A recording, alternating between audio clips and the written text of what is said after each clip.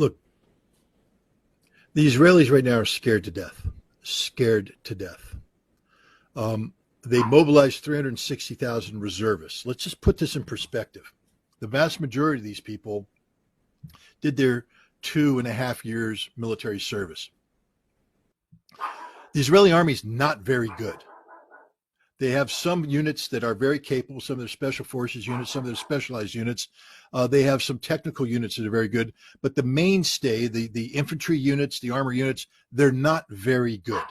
And they have become even less good by being pulled back from conventional combat duties to policing duties in the West Bank. So most of these reservists spent their time walking the streets in the West Bank, learning how to break the arms of 10-year-old children, how to rough up 15-year-old girls, and how to belly shoot 60-year-old men. That's what they did. Brutal occupation. It was horribly demoralizing for the many of these people. They didn't like doing this. And when they left the military, they didn't have a high regard for the military. So now they're back. But this time they're being called upon to do something that nobody in Israel wants to do. Go into Gaza. Why? Because in 2014, they went into Gaza and Hamas handed it to them. In 2006, they went up against Hezbollah and Hezbollah handed it to them. The Israeli army just isn't that good, and they're scared to death because Hamas is waiting for them. This is one giant ambush, and the Israeli intelligence is blind. They don't know where they are. They're going to have to go in there and probe, and as they probe, they're going to be blown up, ambushed, slaughtered, and they know this. The other thing that scares them is once they go into Gaza, they're going to be committed to that battle with the bulk of their reserves. And if at that time Hezbollah decides to open up a northern front, Israel's got nothing left. And even if they had something left, they can't beat Hezbollah.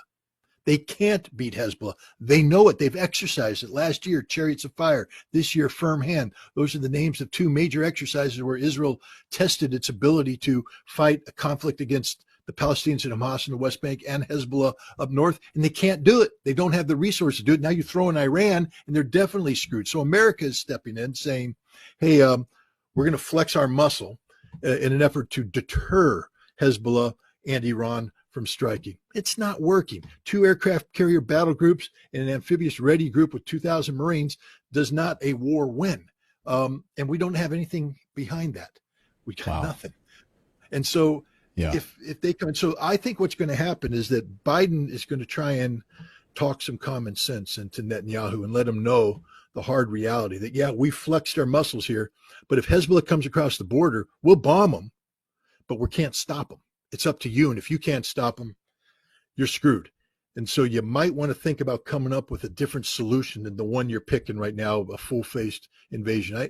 There's a lot of things go behind the scenes. The Israelis aren't as good as everybody thinks they are. They're very scared. Netanyahu's very weak.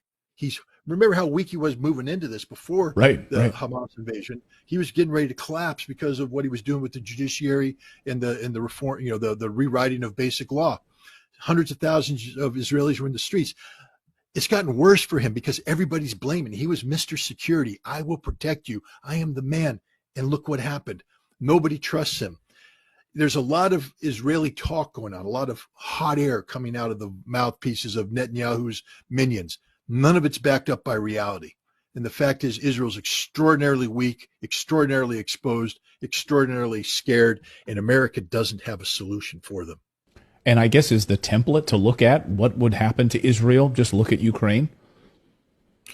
It would be worse than that because Ukrainians right now don't have a place to run to.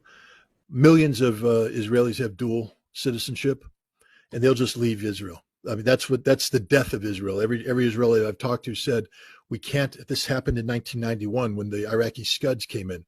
One of the big things they were saying is it's not so much the damage, physical damage that the Iraqi Scuds are doing, it's the emotional and psychological damage it's doing to Israelis. If we can't get the European Jews and the American Jews to want to come here and stay here, it's over for the Israeli experiment. And if Hezbollah can come in and threaten northern Israel, if Hamas can continue to threaten, it's over. People will flee. Millions of people will leave and they will never come back. And that's it for Israel.